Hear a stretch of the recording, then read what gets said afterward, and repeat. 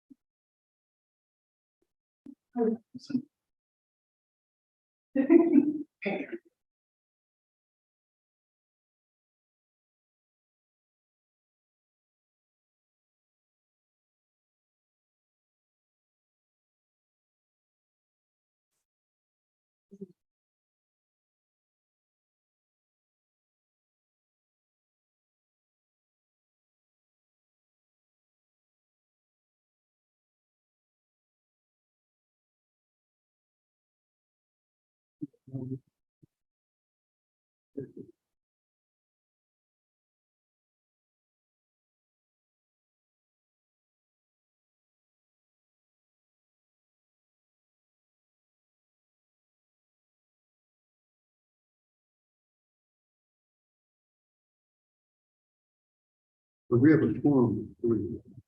It is online. Okay.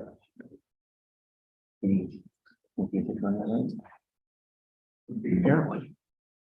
We don't know anything. Yeah, here she comes. There. Mhm. If we can wait.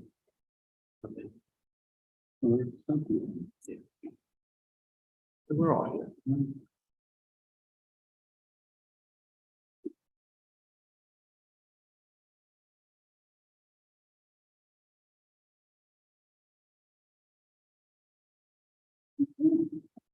I think he's here, but not here. He's on the computer. Town council meeting for June is hereby called to order. Council, if we would please bow our heads. Almighty God, our Heavenly Father, send down upon us the spirit of wisdom, charity, and justice, that with steadfast purpose we may faithfully serve in our offices, promote the well-being of all people. We ask this in your name. Amen. Amen. So let's please rise for the pledge. I pledge allegiance to the flag of the United States of America, for which it stands, one nation, under God, indivisible, with liberty and justice for all. Okay, next we have public comment.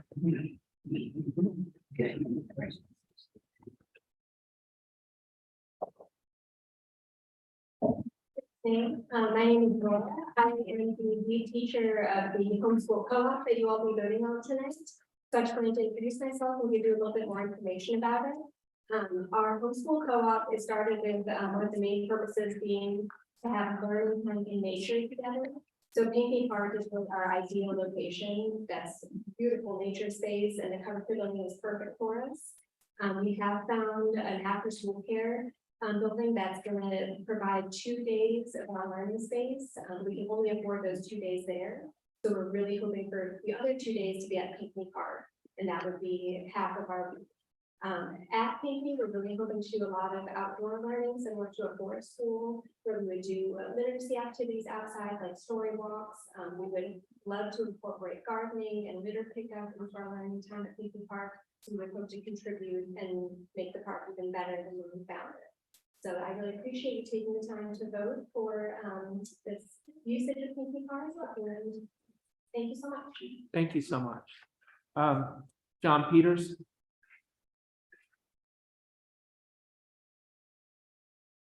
How y'all doing? My name is John Peters. I live at 1301 Hampshire Road, Charleston, South Carolina. Yesterday I sent over a full public comment, so you should have received that already. There's no way I can read that in the few minutes that I have, of course.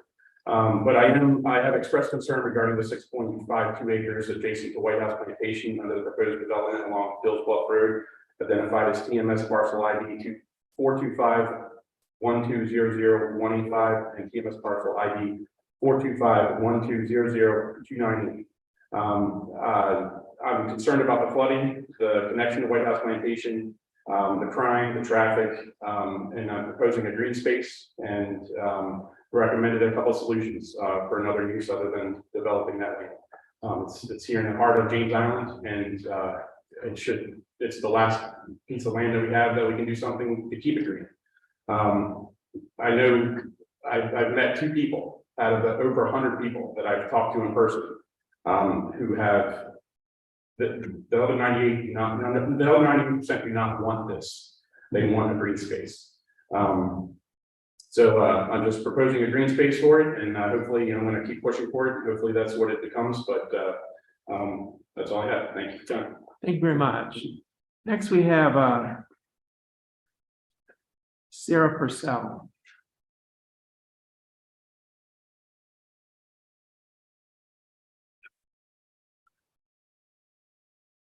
I'm here to speak about the short-term rental ordinance that you're considering for tonight. I sent an email yesterday to, I think, all of you. I got a response from a couple of you. Thank you. I've been thinking about this a lot the last couple of days. One of you said that I would not be affected by this short-term rental ordinance after I explained my situation because I'm already illegal short-term rental. But I'm here tonight to represent all the other hosts who, number one, are afraid to show their face for fear that they're going to get in trouble and not be able to make money using their house as a short-term rental anymore. And to stick up for my fellow citizens who will be affected by this. I believe this is a case of government overreach. We need less government, not more, in our lives. I don't believe this is something that's a crime. It's something that doesn't affect really anybody. I know that people say that there's too much traffic or whatnot. For me personally, I would have a rental for a long-term guest or a short-term guest. Same number of vehicles, no more traffic than any other, long-term rental. I think this is a victimless crime, and that's not a crime, in my opinion. The only thing I see that this ordinance or any short-term rental ordinance does is make the little guy poorer and the big guy richer and lines the pockets of government bureaucrats. I don't understand the reasoning for these restrictions on short-term rentals. I would love an explanation as to why we have to hide our parking spaces. Personally, on my street, on Harborview Road, it would be a total eyesore where nobody has things locked in their front yard. I really don't understand what's the logic behind this. So I'm gonna read my email to those of you, or in case you didn't read it or get it. My name is Sarah. I've been a short-term rental host on James Island for the last 6 years. After going through a divorce the last 2 years, short-term rentals have become my main source of income and the way I support myself and my 4 children. I love being hospitable to my guests, sharing all my local recommendations for James Island restaurants, activities, and even other small businesses. I've made lifelong friends who've shared a drink with me over a campfire, invited me into their home when I've gone on vacation, which I've taken them up on, and just enjoyed meeting people from all walks of life and all over the world. I homeschool my kids and love that they get exposed to different peoples and cultures without even having to leave home. It has been a rich blessing to my family, something I love and cherish. When we purchased our home on James Island in 2017, it had been rented previously by a group of frat boys, according to the neighbors, who had loud parties until 3 a.m. most weekends, never once mowed their lawn in the year they lived there, and did not care for the property or respect the neighbors whatsoever. We purchased the home, cleaned it up, and made strict rules for our short-term rental, no parties, quiet hours, strict parking guidance, etc. Our neighbors love the changes and have expressed how well our property is now maintained. They don't think that we have an Airbnb next door. They actually appreciate what it's done for their property, their own enjoyment of their property. If I wasn't renting my guest house as a short-term rental, I'd have a long-term rental there with the same number of vehicles. So the argument that short-term rentals bring more traffic is silly to me. I truly believe our short-term rental has been a blessing to our neighbors as they've expressed their gratefulness to me over the years. Considering this is my livelihood, it would devastate me financially. Proposed ordinance meant I couldn't rent my place as a short-term rental. I also believe it would affect the town and other small businesses as my guests spend money on James Island while here on vacation following my local recommendations. Making it harder for people to find a place to stay while on James Island is not the answer. There are no hotels on the island, and short-term rentals keep that James Island vibe in our community, with neighbors loving neighbors and welcoming visitors to our area. I truly hope you'll reconsider this ordinance. I don't see it benefiting anybody but the pockets of government bureaucrats. Thank you for your consideration. Okay, thank you. Next, Matt, Tim. Matt lives on Seaside Lane.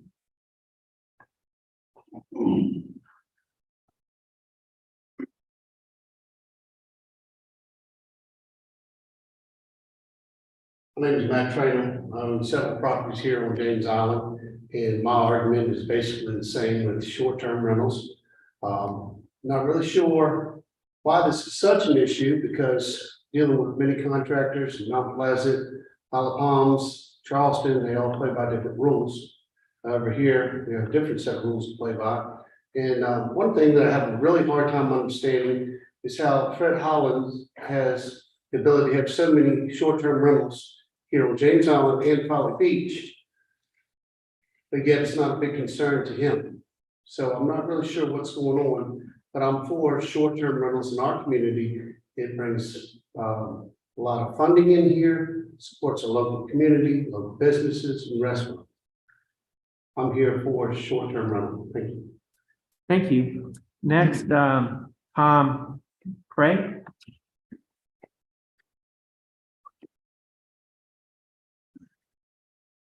Thank you, council. My name is Tom Cray. I'm an attorney with Cobdell and Hammond Law Firm, and I've been asked here today by Mr. Benson to correct the record related to the last town council meeting. It's my understanding, and according to a copy of the transcript, Ms. Grimble said that Judge dismissed the case. That's patently untrue. Mr. Benson was found not guilty and found not in violation of statute, or at least the charging instrument that he was served. So That is a matter of public record. I do have a copy of the ruling right here, if you council would like to see it. Also, there was some confusion, I guess, around why Mayor Woolsey, if I'm pronouncing that correctly, was under the impression that Mr. Benson and town had reached some sort of agreement. I'm not sure where that came from, but Mr. Benson actually filed a complaint asking, why the verdict hadn't been delivered within the 90 days that required. And another hearing was held with me, town council, and Judge Harris. And we argued this exact same point. This was not dismissed, that he was found not guilty of violating the home occupation statute or the bed and breakfast statute. So, there's been conversation here about clarification of the statute. I'm not sure what that means, but I do know that Mr. Benson was not guilty of violating both of those statutes as I pled the case myself. Thank you. Thank you. Next is Chris Benson. I wasn't sure if it was gonna show up, so. Okay, thank you. Pardon me. Next we have is David Vernon.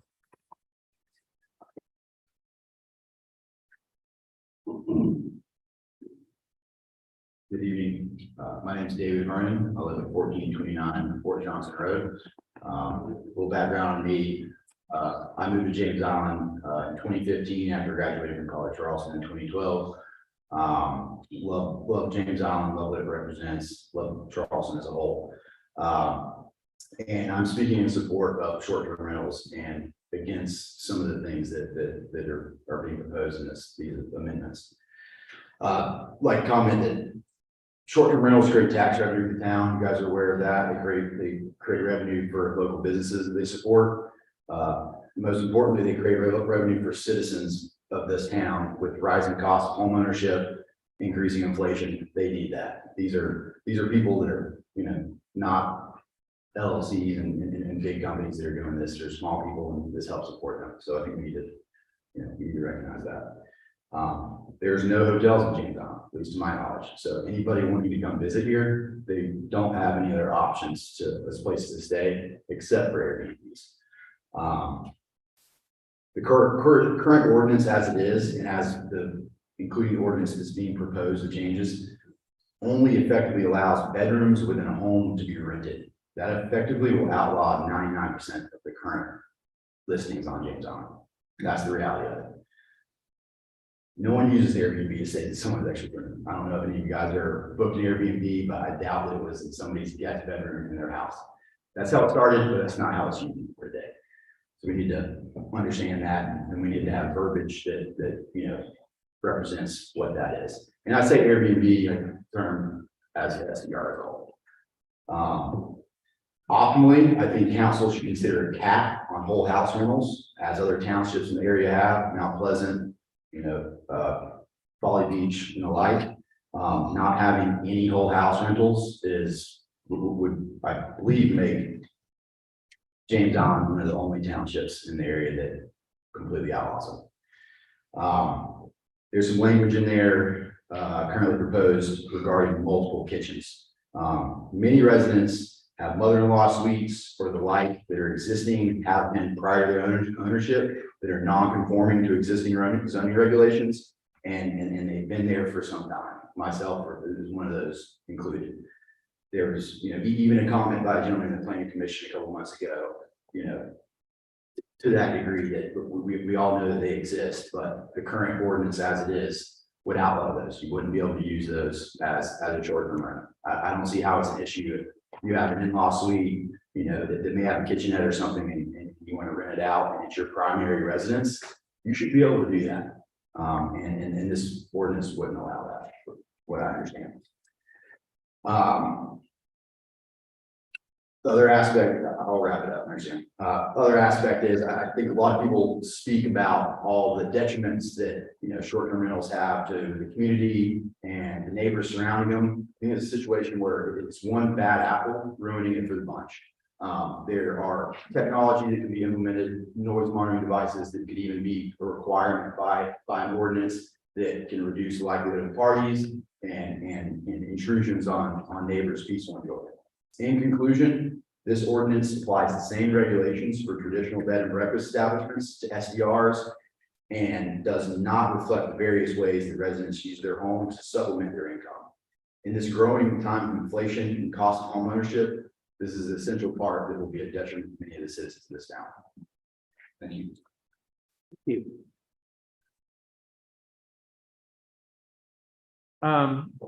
Sean Otis. Thank you, and thanks for taking the time to hear us out this evening. My name is Sean Otis. I'm a resident here on James Island, 825 Fred Street, and I am here in support of short-term rentals. Just to give you guys a little background on myself, I am a local entrepreneur. I own a roofing and general contracting company incorporated here on James Island. I'm also a property owner, and my fiance and I live on the property and operate an Airbnb in the backyard. I would like to speak to the skewed misconception driving these changes of verbiage and regulation of short-term rentals being a disturbance to the neighborhood and drugs and alcohol and all that taking place. Not one time has my short-term rental created a disturbance for my property or my neighboring properties. My next door neighbor also has a short-term rental. We have never had a problem with them. 2 doors down, never had a problem with their short-term rental.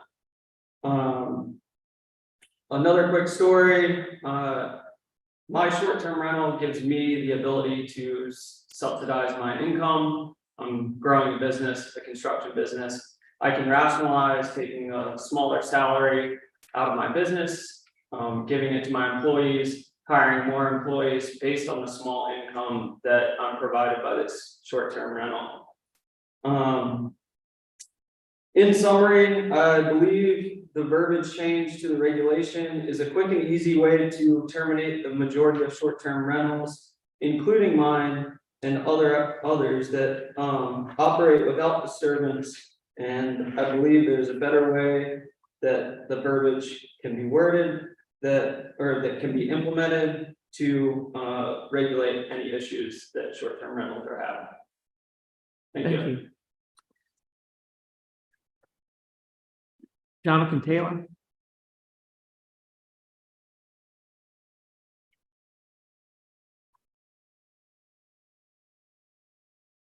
So my name's Jonathan Taylor. I'm at 1059 Renwood Drive, and I'm for short-term rental. And it's been a huge part of my life since 2016. I've learned a ton doing it. I've also did what they said, supplemented my income, and my house looks way better than it would have otherwise. I've also got a little bit of a cleaning addiction, and I love hosting people. Outside of that, yeah, everything that they've already covered is yeah. All right. Thank you. And Caitlin on. Good evening, everybody. I believe you all know me. My family and I reside at 1027 Grand Concourse Street. As you know, I'm here in favor of short-term rentals and studying language that may restrict short-term rentals and also infringe upon our property rights. I sent out an economic impact study for the impact of short-term rentals in the state of South Carolina. I hope you all took time to review that. I think you all understand that short-term rentals provide a strong source of revenue for this town. They also provide jobs for everybody living on James Island. They provide a place for visitors, for those who live on James Island. In addition, they increase property values. These are properties that otherwise probably wouldn't be worked on if there weren't somebody there trying to advertise their property for a short-term rental. It's going to increase the property value itself and that of the neighbors surrounding that. That being said, I know that there were statements, concerns about what about the enjoyment of neighbors I believe that it's in everyone's best interest to keep the peace with their neighbors, especially if you have a short-term rental. For me, for example, we have strong relationships with our neighbors and we would never sacrifice that for the source of, $1. It's just not worth it.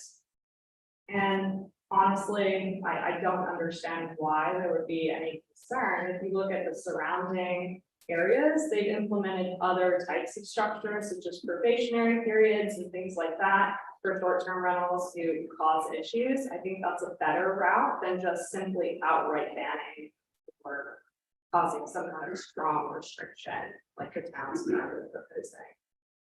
Thank you. Thank you. That's all the public comment that we have. All right, next we'll go to the consent agenda. Is there a motion to approve? So moved. There's a second. Second. All in favor, say aye. Aye. That passes. Finance report?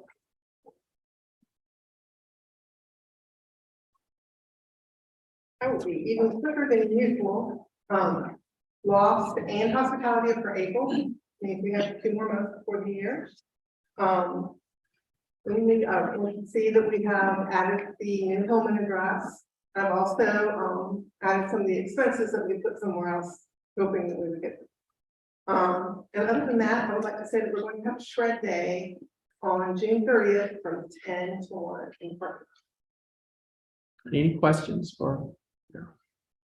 Thank you so much, Mel. Next, the town administrator's report. This month, we heard back from FEMA on our request for public assistance for the funds that the town expended during Hurricane Ian last year.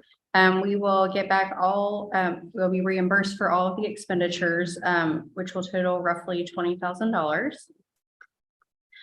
We received a notice of intent from Dominion Energy to terminate the town's tree protection agreement with them, and that will go into effect July 31st of this year.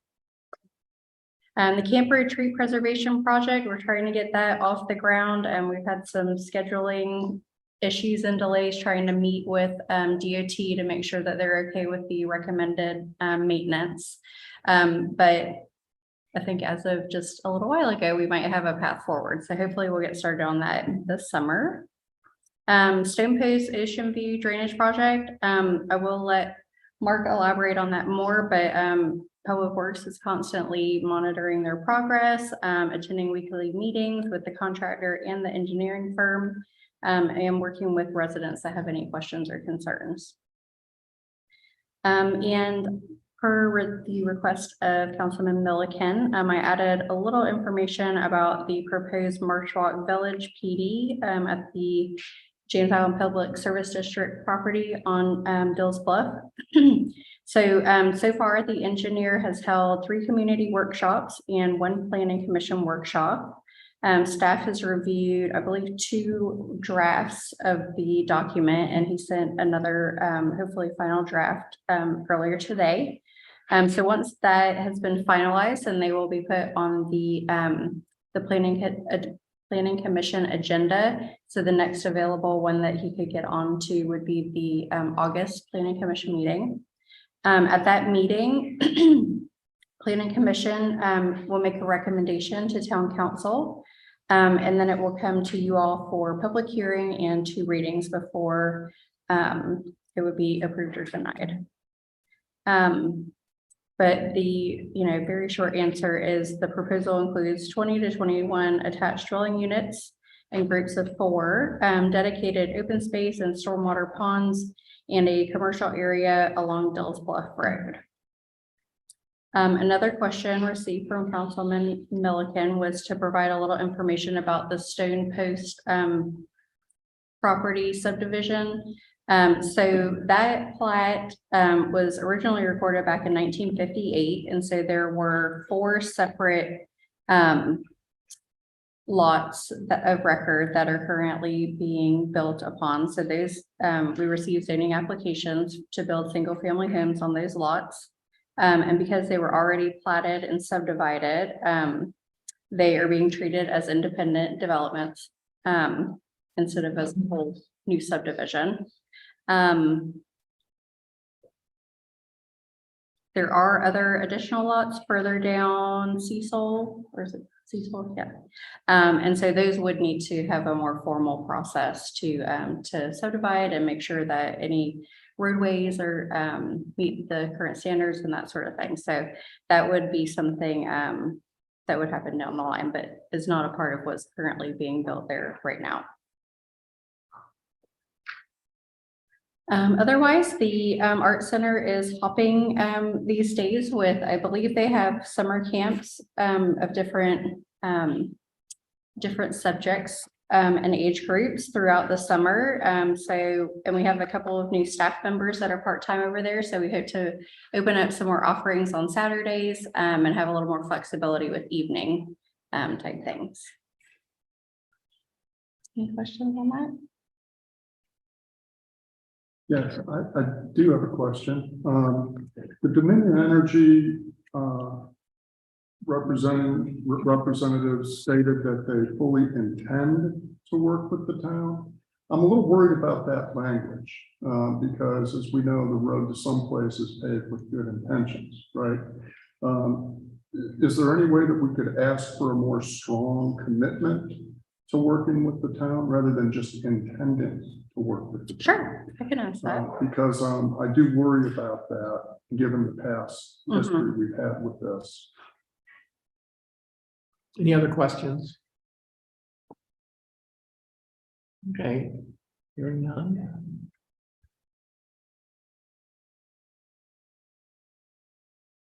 I did provide a memo with some data regarding code enforcement data on short-term rentals per your request at the last meeting. So official code enforcement cases, we had 46 total cases. About 26 of those have ceased operation due to inability to comply with our ordinance as it stands right now, not what's proposed. 8 of the total have been issued bed and breakfast permits because they meet all of the requirements. 6 of them are operating as long-term rentals, so that would be more than 30-day leases. There are about 6 that are still under investigation or in the process of coming into compliance. The majority of the complaints are from folks that are uncomfortable with having new neighbors every weekend and feel uneasy about having transient people without an owner on site, especially if the complainants have children. Some other complaints are about noise, parties, excessive parked cars, and those are just occasional. We have an additional 23 properties since 2019 that were complaints received by the zoning and planning department. So those are outside of what became official code cases. And so that would be in addition to the 46 total. If you were looking for a solid number of complaints that we've received over the years. Are any questions? How many short-term rentals do we have on? What's our total? 69. Yeah. Right. We have about 30 that are legally operating and have permits. In this, the ordinance, well, I'll talk about that when we get to the ordinance. All right, any other questions? Okay, Island Sheriff's Patrol report. Lieutenant Norris. Evening, everybody. Right. How y'all doing? Right. Had, this off from last month, had, Circle K up the road here, one of the employees is stealing some lottery tickets, got warrants with him, so he's, had a small pursuit, fell with some baggie of multiple drugs, he was arrested.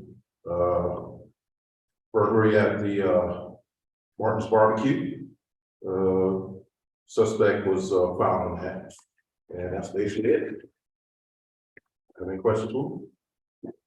Any questions? Lieutenant James couldn't make it, but you know, I'm the next best one. Good to see you. Thank you so much for coming. Okay, request for approval from staff, Pinckney Park usage for learning co-op, Mondays and Tuesdays, April 1. 2024 school year. Is there a motion to approve? So moved. Is there a second? Would you like to explain that? I think we went over it actually 2 months ago. Oh, we skipped the public works report. Oh, yeah, I'm Martha. Okay, well, we'll go ahead. Wait a minute. You're missing something. Good evening, you know, sorry, because I sit in the corner. Staff, this is for, May. Staff participated in a SCDOT, Stantec Engineering Road Safety Assessment of Folly Road, which is very interesting. Staff met with contractors for the culvert repair on Grant Concourse. We met with a contractor for the Seaside Honey Hill Drainage Project. We held a meeting for residents on Pauline Avenue to discuss the traffic calming proposal. Held our monthly stormwater managers meeting. And FYI, the drainage committee meeting will be on August 9th. The next one. We met with the contractor to discuss options for replacing the cultural center roof. We have been monitoring closely the Ocean View Stone Post Drainage Project. Reason for the delay out there has been utility locations have caused a lot of challenges for getting the size pipe we have underneath them. Some of the utility lines weren't exactly at the depth we thought they were. So anyway, that should be moving forward quickly now. We participated in a meeting of the technical committee for the James Island Creek Task Force. We met with representatives of an alternate method of pipelining for damaged culverts. That's actually kind of interesting. Septic tank inspections in May. We did 3 new inspections that were passed, bringing our totals to 63 inspected, with 11 failed. And in May, staff replaced 5 street signs and filled 2 potholes. Any questions for Mark? Thank you, Mark. So let's, can we continue on with the, yeah, thank you. So we were in the process of discussing Pinckney Park usage for learning co-op. Is there any further discussion? Hearing none, all in favor, say aye. Aye. Opposed? That passes. Next, we have request for Greenbelt Honey Hill Drainage Project bid from Integrity Contracting. We had to put this out to bid twice, but we did get a really great bid, in this last round. It actually came slightly below the budget that we had set for it at $236,000. And they claim that they can get it done very quickly. Is there a motion to approve? So moved. Is there a second? Any discussion? Hearing none, all in favor, say aye. Aye. Opposed? That passes. Okay, next we have request to accept Quail Run and Woodhaven Drainage Project from IPW Construction Group. Again, this was the second bid offering on this one. So they originally went out to bid together. So it was Green Hill, Quail Run, and Woodhaven. We decided to split them up and try and run it again. So the bid that we got from IPW Construction was for the remaining 2 drainage projects. And that came to a total of $1.78 million. It's slightly above what is budgeted for that project. But the engineering firm thought that it was a really solid bid, considering today's market. Is there a motion to approve? Second, I'll second. any discussion? Yeah, was it just the one bid that we got on that? Yes. Okay. Mhm. I'm just glad we're getting some bids now, so that's a positive. All right. Hearing no further discussion, all in favor, say aye. Aye. That passes. His request for Ross Printing quote for history booklet reprint. So I don't know if you know, but the James Island history booklet is a hot commodity. They literally fly off the shelves. So we are out. We sourced a few different places because apparently the printing industry has also been affected by market increases. So this quote would be to produce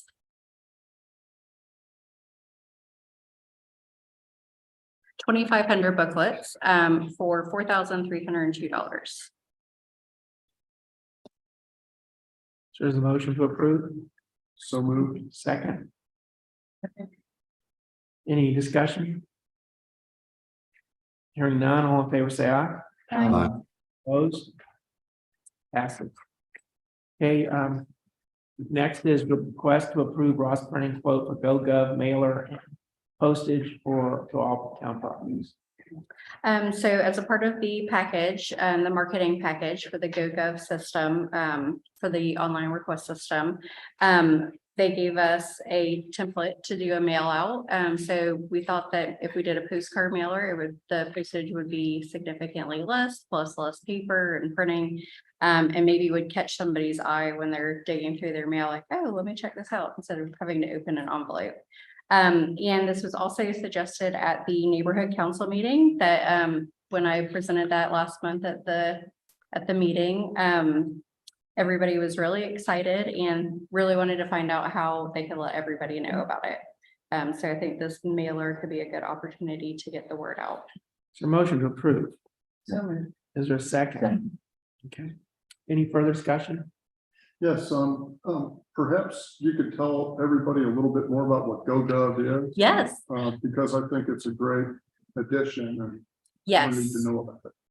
So GoGov is our new citizen request system. So you can download an app called My TOJI and submit requests like if you have a street sign down or you want to file a code enforcement complaint, you can do it directly through the app.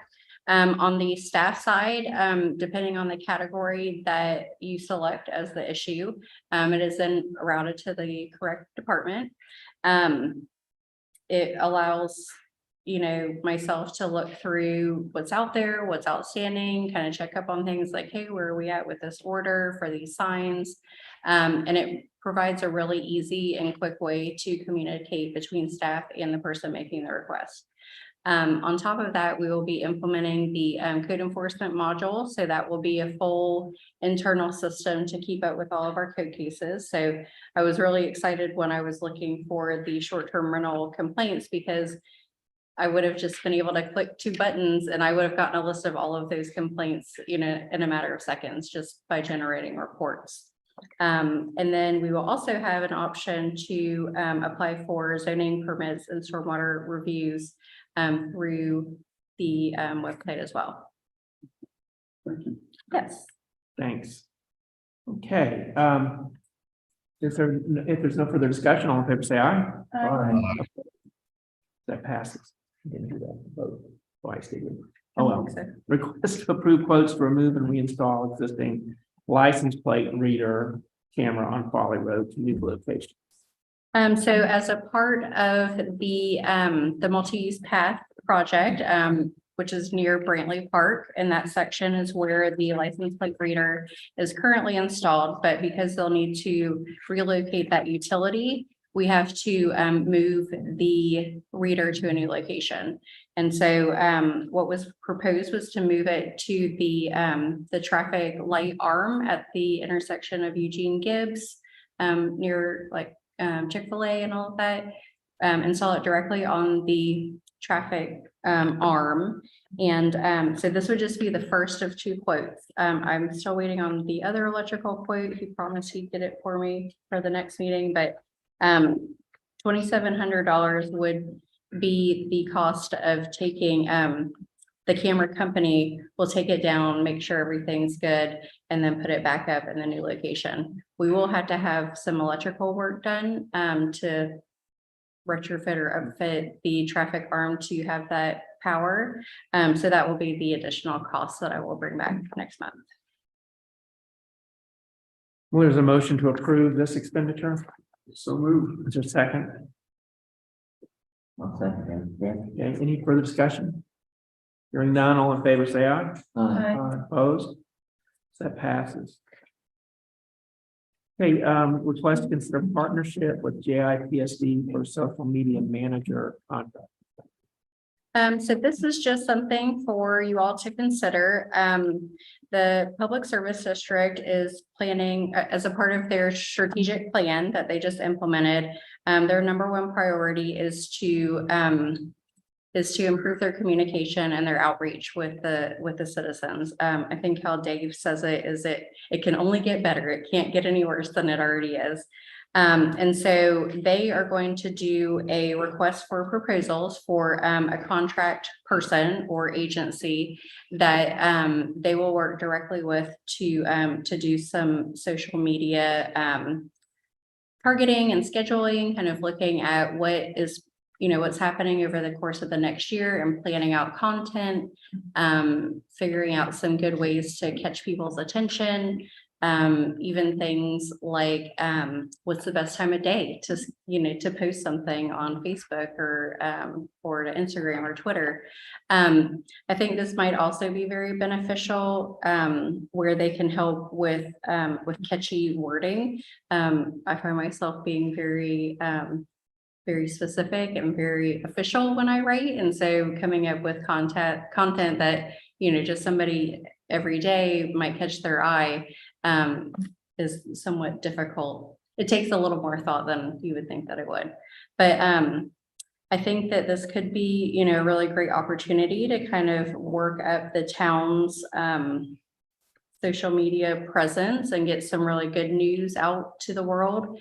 A lot of times, Francis and I are the social media staff members at the town. And so usually, if there's something like, oh, this would be great to put out there, but then it just kind of gets put to the bottom of the list because there's something more urgent or, time sensitive that we need to take care of first.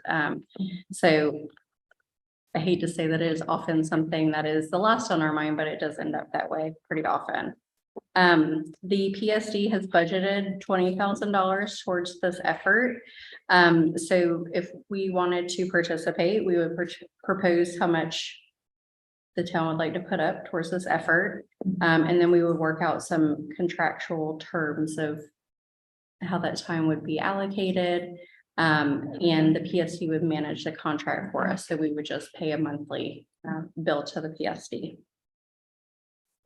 So motion to approve. I'll make a motion for consideration. Second. I'll second that. So any discussion? Any questions? Yeah, the PSD sends out a newsletter with their bills every month. And I always thought it would be a nice idea for the town to cooperate with the PSD and put something on the other side of that piece of paper. And if we could work that out, that might be another way to get information out to our citizens. Mhm. Can you all hear me okay? Yeah, well, I can't hear you. I can. Yes, go ahead, Dan. Yes, may it please the council. I would say maybe we can watch the PSD's effort and see how it goes for a couple months with them and then decide if we want to join in on that effort. We did just pass a couple of pretty expensive projects, which I think have great merit, the drainage projects we put through, but this part of it, my vote would be to wait and see what happens. If it works really well for them, then maybe it is something that we can get on, but we have a chance to kind of study what they're doing and monitor their success. Thanks. Would you like to make a motion to defer this action? I'd be happy to make that motion now. For second. So that's been moved and seconded. So it's moved and seconded to defer our consideration of this until the BSD has already started their process and see how it works. This person would be an employee of the PSD, is that correct? No, it would be a contract. Okay, a contract. So they would work on their own. I believe it would be on a project sort of basis. So they would maybe be given a group of tasks and then they would give a price for what that would cost. I believe the way that Dave put it was, here's what we have. What can you give us for this amount? Which I think is a nice way to look at it as opposed to, trying to nickel and dime everything. Like, here's what we have to spend on this. What can you give us for that? So I have a question. Are you done? Sure. So if we decided to partner with the James Island PSD, we would be locked into, it's not like we're working with the PSD. It's like the PSD and we're here and then we're using the same point person. for lack Yes. of a better term. Mhm. And so would we be locked into like a contract, like a yearly contract, or is it month to month, or how does that work? I believe it would be set out for a year. Okay. Yep, so the request would be for, an annual allocation, because they would have to get it approved in a future budget as well. So it would just be for 1 year for that total amount. So, right now we want to consider whether we want to defer and see, how the PSD's program works out before we participate in it. Is there any further discussion of this deferring issue?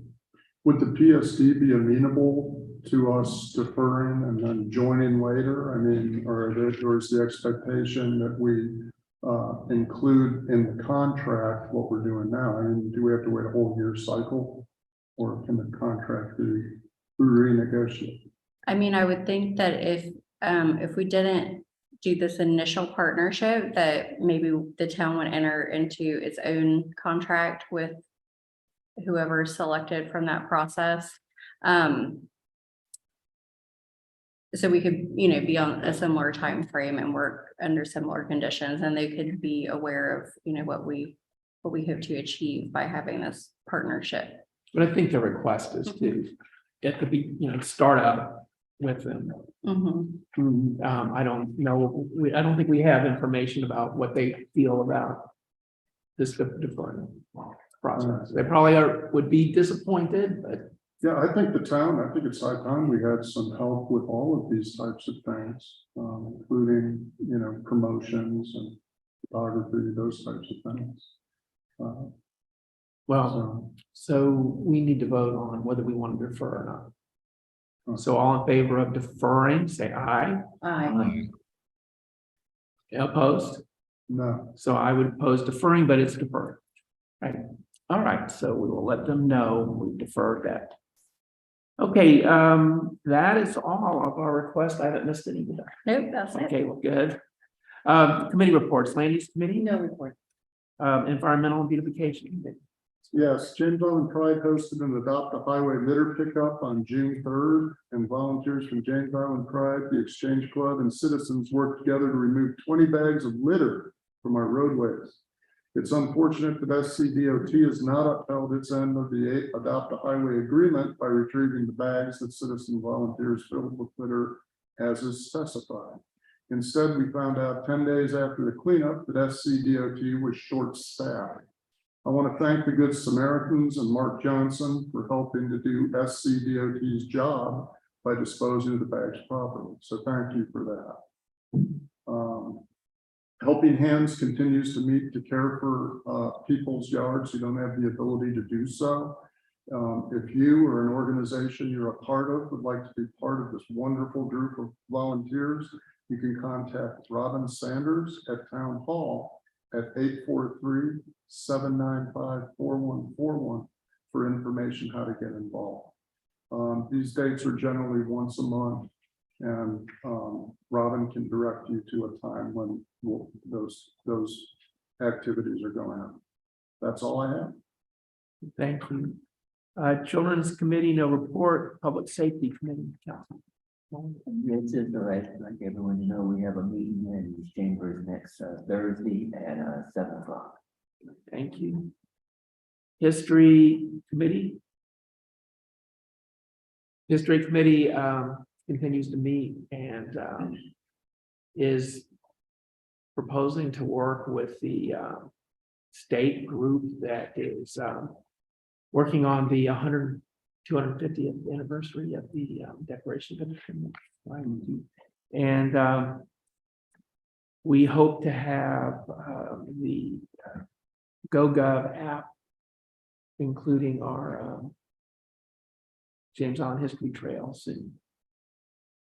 Anything? They will pause their meetings until September, so they will not meet again this summer. But I'm sure they'll still be working. So Rethink Folly Road, I don't have any report. Do we have the next meeting? The next meeting is Wednesday, June 28th. Well, it's coming up soon. Drainage Committee, Yes, We'll be having our next quarterly meeting August the 9th. And I'm for that. Okay, Business Development Committee, No report. Thank you. Tree Advisory Committee, Councilman. Yes, the Tree Advisory Council identified a canopy award and a tree steward award winner that will be announced in July. Okay. And then James Island Intergovernmental Council, what is that? July 26th. All right. Here at 7, I guess. Mhm. All right. Okay, the next item on the agenda is ordinances up for second reading, ordinance 22304. Proposed amendment changes to the accessory structure, driveway setbacks and changes to merge bed and breakfast term and short-term rental term to further define and clarify regulations. Is there a motion to approve? So moved. Is there a second? I'll second for consideration. Okay, any further discussion? Yes, Yeah, Councilman Bolt? thank you. I don't know if everybody there can see me or what they can see on YouTube, but I heard all of the commentary earlier from the folks that showed up, and I read everyone's emails as well. And there was an overwhelming amount of residents that asked that we not go forward with this as proposed. Just like last month, as I said, I think that we should probably regulate bed and breakfasts under one set of rules and short-term rentals under an independent set of rules. And to amend our bed and breakfast rules to try to capture the short-term rentals, I think would be a mistake. And also, given the amount of interest that we have from our constituents, I think we definitely owe it to them to take a long, hard look at this and study what other municipalities around us have done. And try to come up with something that can take into consideration the things that we heard tonight and that we've gotten over email from our constituents. So again, just like last month, I would ask that everybody consider, let's not pass this, but that doesn't mean let's give up on this issue. Let's address this issue, but in a more thought out and directed way. So I'm against it, and I hope that y'all will consider doing the same thing. Thank you. Thank you. Any further discussion? I have a question. Just to recap, and I also read all the emails. And so when in this language, in this ordinance, where it's talking about taking, like, there should be no kitchen, is that different? Will that be a different thing for the short-term rentals that we have now? No, that's already existing, that you can only have one kitchen. Because it's, you can only have one dwelling unit per lot. And so by having 2 kitchens, then you're having 2 dwelling units per lot. So how does it affect the mother-in-law suites? Like, If it's something that was permitted before the town went into effect, or it was built under the county regulations, then those are essentially grandfathered in. They're legal non-conforming. And so if that is the case on, it's really looked at on a case-by-case basis. Where you go back and you do some history, look at the old permits that were pulled, and staff will determine if it was legal or not. If it was legal, then it can be considered for short-term rental use as allowed by the ordinance, as it is right now and as it would be in the future. So So I thought, well, we can have Flannery. Is it the case that this ordinance, one of the amendments was that if there are 2 kitchens, we will not allow a bed and breakfast to be located or short-term rental to be allowed? Do you understand? There was, like you said, a previous kitchen that was permitted in mother-in-law suite, similar, and, had a history showing that it was there via permits, contractor meeting, something like that, then they would be allowed to exist and would be able to permit it. But if someone illegally went in and just added a kitchen or added mother-in-law suite permits, then we would not be able to grant short rental to that space. Okay. Any other questions or discussion? I have one more. You have, Thanks. Councilman Bowles. Between our residents and this council and our staff, that there's, even here in our discussion tonight, we're not all on the same page. And so I would just urge caution before moving forward on something that it doesn't appear that everyone is clear on. I don't think we're going to, I guess if you put it to the question of what would be the harm if we stood down right now, I haven't heard anyone come forward and say, if you don't immediately go forward with this, here will be the bad result that will happen to me. I haven't heard anyone say that. And since I haven't heard anyone say that, I don't know what the harm could be in us waiting and taking a better look and coming up with something that again addresses a lot of the concerns that people have brought up, and to take older rules that to me read like they're addressed at bed and breakfast, which is not what a short-term rental is, and try to incorporate all of it under one umbrella, so to speak, I think would not be as helpful to our residents as it would be to say bed and breakfast will be regulated under a certain set of rules, period. Short-term rentals will then be regulated under a different set of rules, period. And everybody understands what those are. So again, when you look at the lack of harm that I'm aware of, and I can be corrected on that point, but when there's no harm that I can foresee with us waiting and looking at this a little bit longer, I think we should not pass it right now. We can always take it up again after we've had more time. Thank you. So, the status quo in the town is that short-term rentals are prohibited except for a bed and breakfast where the owner of the property lives on the property. That's the status quo. And all we are doing is clarifying the ordinance to add the language short-term rental, because short-term rental is something that people talk about now. So we're just clarifying the ordinance. In my neighborhood, Harbor Woods, there was tremendous discussion on our email discussion list about the fact that someone was going to put short-term rentals into the neighborhood, and that they had appealed the town staff decision that it wasn't allowed, and how horrible that was. And so, the notion that the handful of people that have been rounded up here, and it's just a handful of people.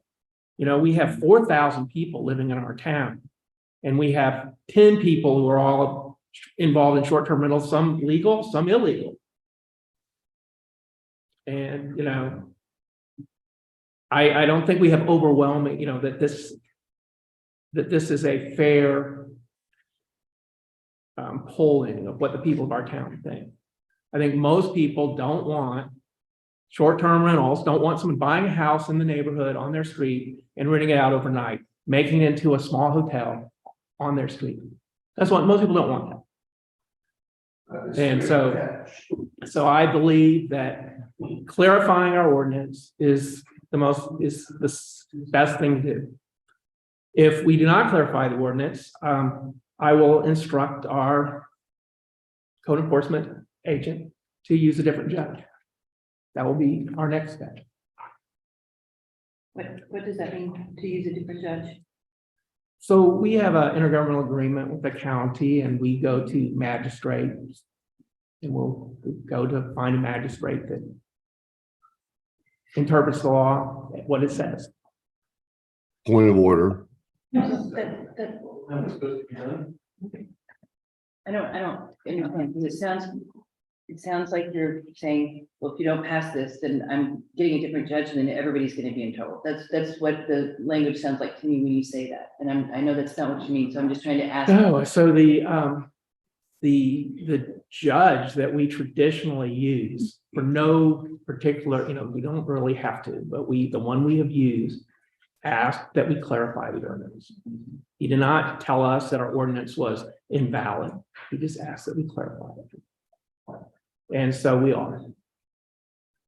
If we don't clarify the ordinance, then we either, we need to find a judge that will read the ordinance like it's always said. Mayor, I don't think that's really helpful to say anything about how to proceed with it. I think the task at hand here is just clarify the language. And I think that most of the folks here tonight that spoke comply with the ordinance. I mean, it sounds to me like they're living in their places and posting the available space to people who are coming in. And to me, I mean, this change is really, I don't know, more of a wording change. But everything else is remaining the same, and I don't see it as being onerous. So I'm gonna support the change. I have one other question. Yes. So as far as this ordinance goes, and we want clarification, why don't we have a separate short-term, separate from bed and breakfast? Why couldn't that be like a compromise with this? Because I don't want to infringe on people's rights that when they're complying with the ordinance that we have, and I definitely don't want to take away supplemental income. You know, it helps some people stay in their homes and afford different things. So, and I understand Councilman Bull's concern with this. I also have concern with it as well.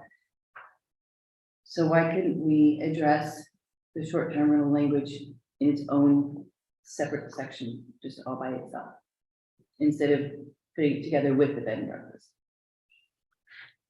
Bed and breakfast is the only legal short-term rental in the town. And we're just clarifying that. The only legal short-term rental is the bed and breakfast. Point of order. Yes. So two things in reverse order. Mr. Mayor, I think you're right. Bed and breakfast under the current rule is the only lawful short-term rental. And so everyone in here who does not operate a bed and breakfast but rents out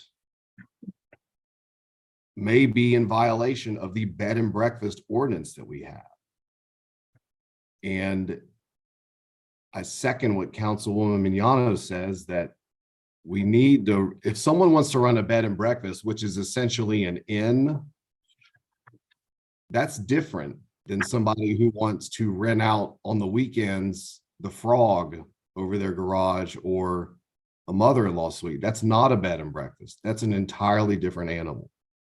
And so we need to address them accordingly. And then secondly, you know, we can judge shopping is a big no-no. And I'm sure that Magistrate Harris would not, it's not going to hurt his feelings to hear that we're going to go somewhere else. But when we go to the next magistrate and that other resident, whoever you're going after, plays this YouTube clip where you declare that you're going to go judge shopping, I don't think that magistrate's going to appreciate that either. So I don't think that's a solution to it. And still, no one in this building or on this meeting has said, if we don't pass this tonight, this is the harm that will immediately follow. I just haven't heard it. And so I'm not saying that we shouldn't address short-term rentals. We should do it smartly, and we should do it in its own set of rules and not try to, you know, bang a square peg into a circle hole with the bed and breakfast rules. We should adopt short-term rental specific rules. This is not the way to do it. And so I think we should not pass this, and let's come up with correct rules that address what our residents want to do, because we're all elected here to represent the folks in the town, of which there are closer to 12,000 than the 4,000 that were cited earlier. They put us here to help them. And so I think that's what we should do, is help them. And that's all I'll say. Thank you. Okay. Any further discussion? If down the road we found this was bringing harm or some unforeseeable harm, could we like revisit the issue and amend it somehow? Yes. Okay. It's not in concrete, okay. I would like to provide one clarification that no matter what it's called, bed and breakfast, Airbnb, short-term rental, what matters is what the definition is in our ordinance. And so as it reads today, for bed and breakfast is that it is a portion of an owner occupied dwelling unit in residential zoning districts or owner innkeeper manager occupied dwelling unit in non-residential zoning districts, offering transient lodging to pay guests on an overnight basis for an amount of time that's less than 30 days. And so the only proposed changes to the actual definition, so that would be what Kristen and Flannery were using to figure out if it met this definition, is removing detached accessory structure, because that's not allowed anyways. We do not allow those to be built in the town. And taking out because that that it's with or without breakfast. So if you wanted to pursue separating them, then they would need to have their own separate definitions. But as it's written right now, that's where they're combined, and that's what makes them consider the same type of thing, the same type of situation. So I just wanted to point that out for clarification. To your point, Nikki, I think I just heard the word innkeeper. Yes, so an owner, innkeeper, manager occupied dwelling unit. So it could be somebody else that has some sort of responsibility for, or a caretaker of the property that would be on site when there are renters in the unit. So I'm sorry, I have a question. So like on the definition, the bed and breakfast / short-term rental definition, when you take out the detached accessory structure, even if it was already existing, is that how that would work? So if I have, I'm sorry, Nikki. No, that's okay. So like, if I have a garage that I've converted and I've made it into like my mom lived there when she was sick and old, and now she's passed on to greener pastures, and now I want to rent it out. Once we strike this language, does that leave me out of the loop? No, if you pulled building permits and you got the appropriate permits that were required when you did those changes to make it a livable, habitable place, then that would not apply. That's not how it's being enforced. Were there permits? No.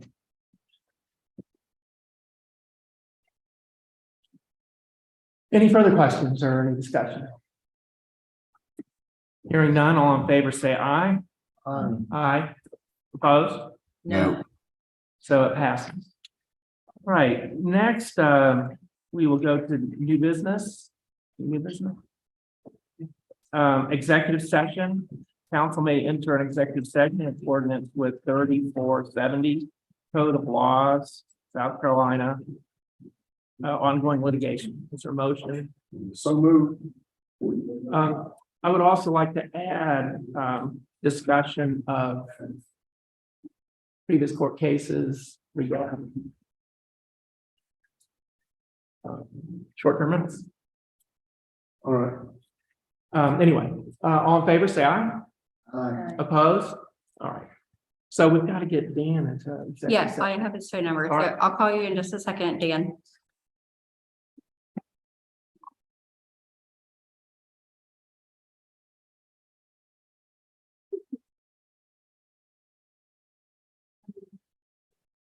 Well,